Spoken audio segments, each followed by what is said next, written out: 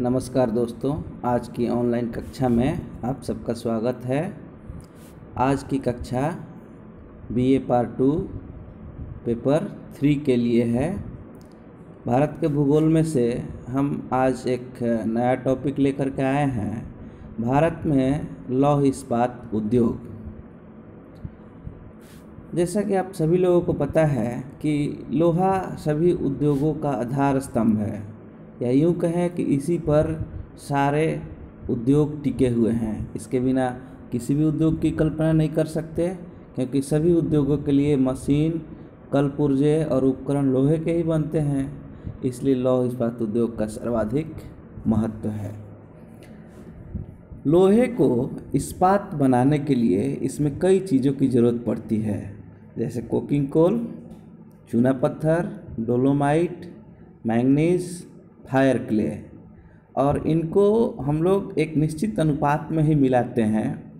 जैसे कि लौह अयस्क, कोकिंग कोल, चूना पत्थर, इनका अनुपात रहेगा 4-2-1। उपरोक्त सभी कच्चे माल वजन ह्रास वाले हैं, अतः लौह इस्पात उद्योगों की स्थापना ऐसे स्थान पर की जाती है जहां ये सभी आसानी से उपलब्ध हो सकें। झारखंड, छत्तीसगढ़, उड़ीसा और पश्चिम बंगाल के जो क्षेत्र हैं, मतलब कंबाइंड क्षेत्र हैं, एक प्रदेश है, रीजन है, क्षेत्र है, जहाँ पर ये सभी प्रकार के ओर्स और कोयले, मैंगनीज, ये सभी खानों में उपलब्ध हैं। कुछ केंद्र कर्नाटक, आंध्र प्रदेश और तमिलनाडु में भी हैं। अब देखते हैं कि लौह अयस्क के उत्पादन की प्रक्रिया क्या है। तो लौह अयस्क को हम लोग सीधे प्रकृति से प्राप्त नहीं करते हैं। प्रकृति से तो हमें सिर्फ चट्टान प्राप्त होता है। धरती के अंदर खानों में लोहा अयस्क के रूप में पाया जाता है। अयस्क का मतलब है कि चट्टान में कई और भी पदार्थ उसके साथ मिले रहते हैं।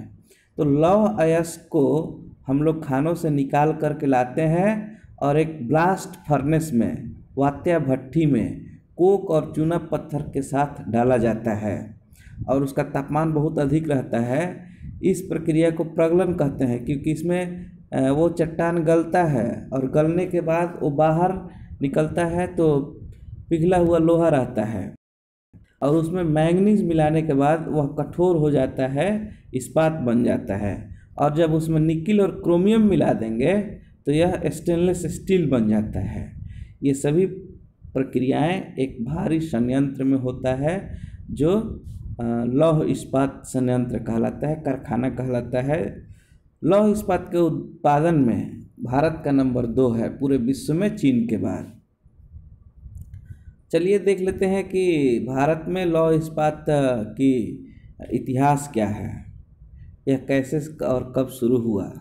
तो भारत का पहला लौह इस्पात उद्योग संयंत्र की स्थापना 1874 में पश्चिम बंगाल के कुल्टी में बराकर नदी के किनारे हुआ। तब इसका नाम बंगाल आयरन वर्क्स था, और जो बाद में बराकर आयरन वर्क्स के नाम से जाना जाने लगा। हालांकि यह केंद्र पैसे के अभाव में बंद हो गया और सफल नहीं हो सका।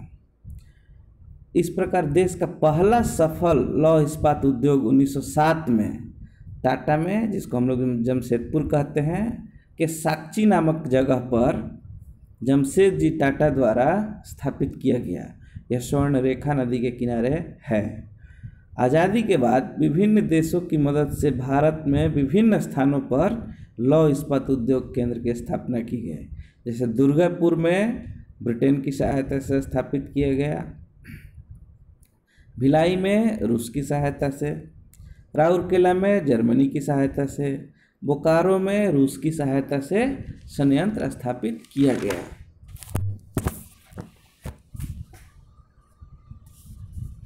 अब हम देखते हैं कि सेल क्या है। Steel authority of India limited, इसकी स्थापना 1973 में की गई, और इसकी जिम्मेवारी है कि यह विभिन्न लौह इस्पात केंद्रों का संचालन करे और उनके उत्पादन को सही और उचित मार्केट में बेच भी दे। इसके अंतर्गत निम्नलिखित लौह इस्पात उद्योग केंद्र हैं भिलाई, दुर्गापुर, बोकारो, राउरकेला, बर्नपुर, सलेम और विश्वेश्वरैया लौह इस्पात उद्योग केंद्र। भारत के प्रमुख लौह इस्पात केंद्रों की चर्चा अब हम करेंगे, देख लेते हैं। 1 नंबर पर है टिस्को, जमशेदपुर, टाटा में है, झारखंड में है। इसका पूरा नाम है Tata iron and steel company. इसकी स्थापना 1907 में हुई। लौह अयस्क के आप मैप पर भी देखेंगे कि नोआ मुंडी और बादाम पहाड़ से मिल जाता है। कोयला इसको जोड़ा खान उड़ीसा से मिल जाता है। कोकिंग कोल झरिया और बोकारो से मिल जाता है। इसको पानी की सप्लाई स्वर्णरेखा और खरकई नदियों से हो जाती है। और नज़दीकी बंदरगाह कोलकाता है जो मात्र 240 किलोमीटर दूर है और यह मुंबई कोलकाता रेलवे लाइन पर स्थित है। इस प्रकार स्थिति के दृष्टिकोण से बहुत ही लाभप्रद जगह पर स्थापित, लोकेशन पर स्थापित है टिस्को और यह निजी क्षेत्र का केंद्र है।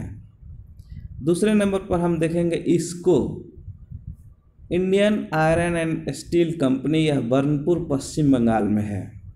आप मैप पर भी ध्यान देंगे थोड़ा सा।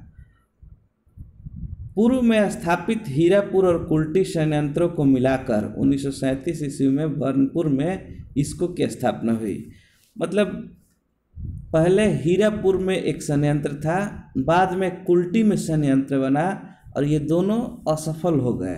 तो एक बर्नपुर में नया केंद्र स्थापित किया गया और बाद में इसी ने इन तीनों को मिला करके इसको की स्थापना की गई। यहाँ लौह अयस्क सिंहभूम झारखंड की खानों से प्राप्त हो जाता है। कोयला रानीगंज, झरिया, रामगढ़ से प्राप्त हो जाता है।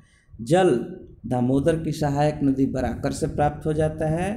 बंदरगाह, यहाँ का सबसे नज़दीकी बंदरगाह कोलकाता है जहाँ से इसको बाहर भी भेजा जा सकता है और यह कोलकाता आसनसोल मुख्य मार्ग पर स्थित है।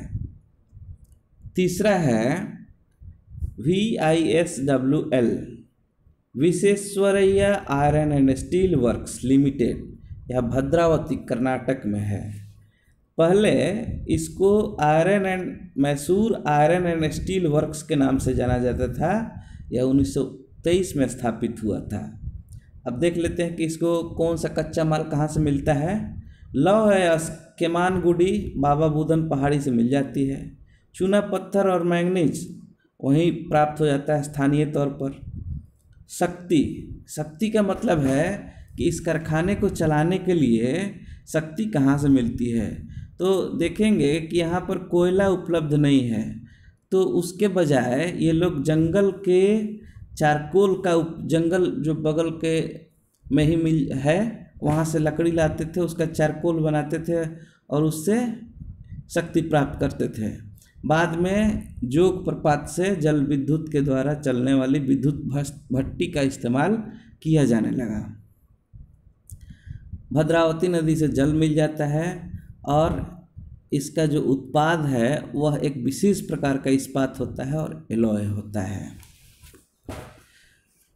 अब इसके बाद हम देखेंगे आज़ादी के बाद दूसरे पंचवर्षीय योजना काल 1956-61 के दौर में 3 नए संयंत्र खोले गए। राउरकेला, भिलाई, दुर्गापुर लौह इस्पात संयंत्र।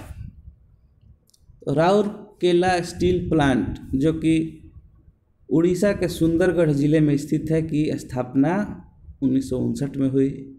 लौह अयस्क इसको सुंदरगढ़ और केंदुझार से मिल जाता है। कोयला झरिया से मिल जाता है। जल कोयल और शंख नदी से मिल जाता है। शक्ति हीराकुंड से के जल विद्युत से मिल जाता है और इसके माल के सप्लाई के लिए बगल में ही दो बंदरगाह हैं, पारादीप उड़ीसा में और कोलकाता पश्चिम बंगाल में। आप लोग मैप पर भी गौर करते रहना। भिलाई स्टील प्लांट यह दुर्ग जिले में है, छत्तीसगढ़ राज्य में। इसकी स्थापना भी 1959 में हुई और उत्पादन भी शुरू हुआ। लौह अयस्क इसको डल्ली रजहरा की खान से मिल जाती है। कोयला कोरबा और करगली की खानों से मिल जाता है। जल तंदुला बांध से मिल जाता है। शक्ति कोरबा थर्मल पावर से बिजली मिल जाती है। इसका जो उत्पाद है वह हिंदुस्तान शिपयार्ड विशाखापट्टनम में जाता है। उत्पाद, यहाँ ध्यान देने वाली बात है कि जो लौह इस्पात बनता है वह हिंदुस्तान शिपयार्ड विशाखापट्टनम में जाती है और माल की सप्लाई भी वहीं से होती है। और यह कोलकाता मुंबई रेलवे पर स्थित है। अगला हम लोग देखेंगे दुर्गापुर स्टील प्लांट। यह पश्चिम बंगाल में है। इसकी स्थापना 1962 में हुई। इसको लौह अयस्क नोवा मुंडी से मिल जाता है, कोयला रानीगंज झरिया से मिल जाता है, जल व शक्ति दामोदर वैली कॉरपोरेशन दामोदर घाटी निगम से मिल जाता है। यह दिल्ली कोलकाता मुख्य रेलवे लाइन पर स्थित है और इसका नज़दीकी बंदरगाह कोलकाता है।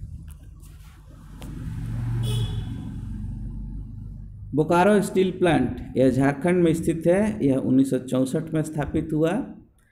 लौह अयस्क को राउरकेला से मिल जाता है और वही मालगाड़ी जो राउरकेला से लौह अयस्क लाती है तो राउरकेला संयंत्र के लिए वापसी के समय यहाँ से कोयला लेके जाती है। तो ये दोनों को एक दूसरे से फ़ायदा है। और सभी कच्चे माल जो है 350 किलोमीटर के रेडियस में मिल जाता है। जल व जल शक्ति इसको भी दामोदर वैली कॉरपोरेशन डीवीसी से मिलता है। चूँकि राउरकेला और बोकारो एक तरह से संयुक्त रूप से स्थापित किया गया क्योंकि एक दूसरे से फ़ायदा है। कच्चे माल एक दूसरे के यहाँ जाते समय ले जाता है और दूसरा कच्चा माल वापसी में वही ट्रेन लेके आती है। अन्य संयंत्रों के बारे में देख लेंगे। चौथे पंचवर्षीय योजना के तहत 3 और नए संयंत्र स्थापित किए गए। वाइजैक स्टील प्लांट, वाइजैक का मतलब होता है विशाखापट्टनम जो आंध्र प्रदेश में है, तटीय भाग में है।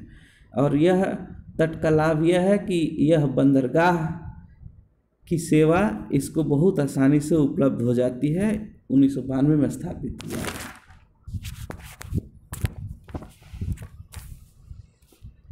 विजयनगर स्टील प्लांट यह कर्नाटक में है, हॉस्पेट में है।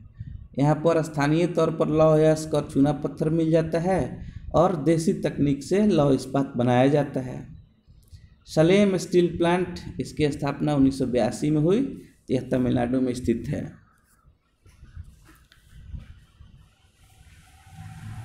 एक महत्वपूर्ण पॉइंट है, आप लोग ध्यान दीजिएगा कि भारत का 2018-19 के फाइनेंशियल ईयर में लौह इस्पात का उत्पादन 106.56 मिलियन टन था।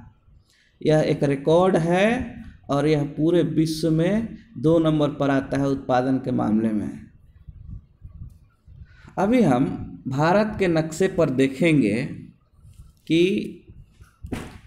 भारत के प्रमुख लौह इस्पात संयंत्र कहाँ पर स्थित हैं। तो आपको एक खास एरिया दिख रहा होगा कि उड़ीसा, पश्चिम बंगाल, झारखंड, छत्तीसगढ़ का ये इलाका है। मतलब यहाँ पर कहा जाता है कि बहुत अधिक मात्रा में खनिज संसाधन जमीन के नीचे दबे हुए हैं।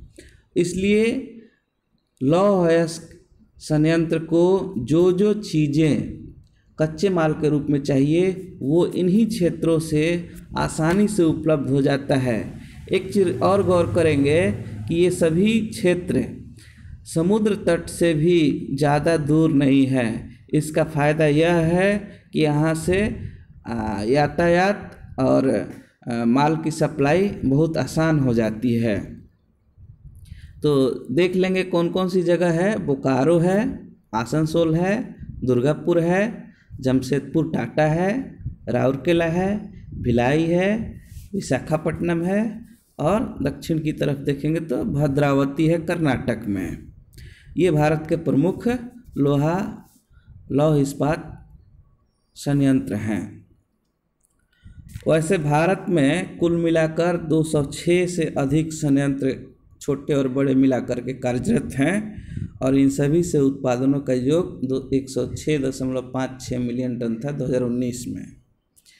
इस प्रकार हम लोग देखेंगे कि भारत में लोहा इस्पात उद्योग केंद्रों को कहीं भी स्थापित नहीं कर सकते हैं। इसको वहीं स्थापित करना पड़ता है जहां इसके कच्चे माल आसानी से मिल जाएं, क्योंकि यह एक वजन ह्रास उद्योग है। वजन ह्रास का मतलब है कि इसके सभी कच्चे माल बहुत भारी होते हैं और जितने भारी होते हैं उतना वजन में उत्पादन नहीं होता है, इसलिए कच्चे माल के नज़दीक ही इनका स्थापना किया जाता है। अंत में हम लोग देखेंगे कि लौह इस्पात उद्योग सभी उद्योगों का रीढ़ के समान है। इसी पर पूरा उद्योग टिका हुआ है। आज़ादी के पहले और बाद में इसके उत्पादन के कई प्रयास किए गए और उसमें से कुछ असफल रहे, लेकिन अधिकांश सफल ही रही है। और इस प्रकार भारत का जो लौह इस्पात उत्पादन है वह पूरे विश्व में दूसरा स्थान है, जो गर्व की बात है। बहुत बहुत धन्यवाद।